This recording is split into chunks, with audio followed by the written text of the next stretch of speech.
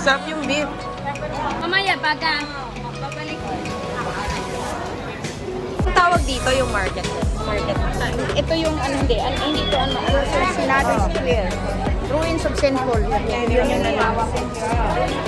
Pero ito yung pinakabilihan kasi ng mga pasalubong ng mga mga ganito. Mga cookies, mga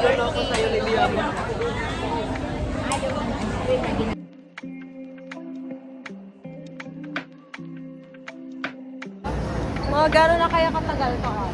Matagal na ito ma. Sobrang tagal na ito. 18.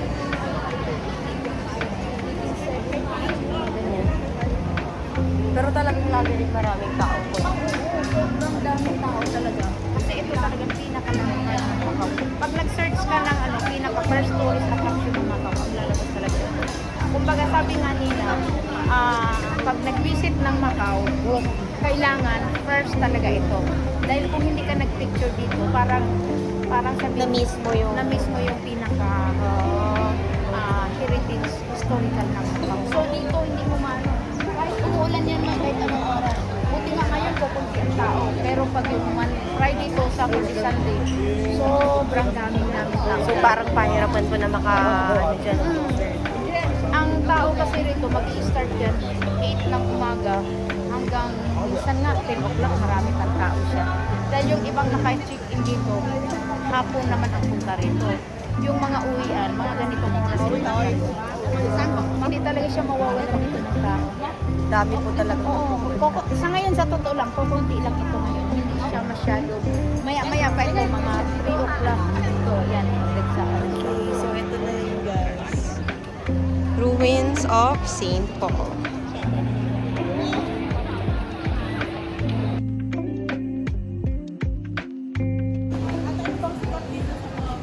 ang sikat talaga ninyo kung bibili kayo ng mga yung ruins of St. Paul. Kanya natin. Ayaw tayo ganito. Kasi ito talaga pinag-ano rito lang siya. Sige, tingnan mo. Mag-t-shirt tayo. 50%.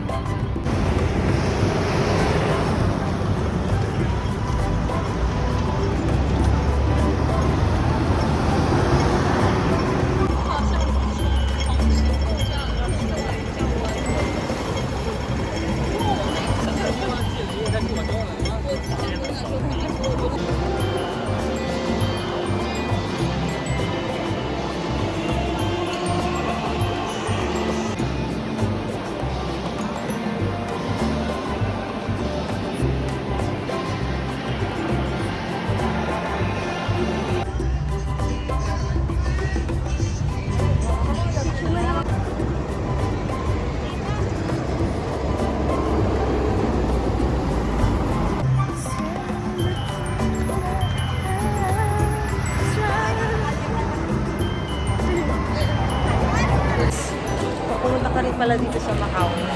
Mahaba-habang lakarante. Tama. Diba? Kahapon sa Mongkok. Ay, kahapon isang araw. Mga tao sa Hello, Ate Melissa. Kumusta ka? ito, mag-beauty na rin. Bye-bye. Uwian na nila. Like a pair of puppet strings. Did it ever occur to you my heart's more than a toy? Please go easy on me, babe.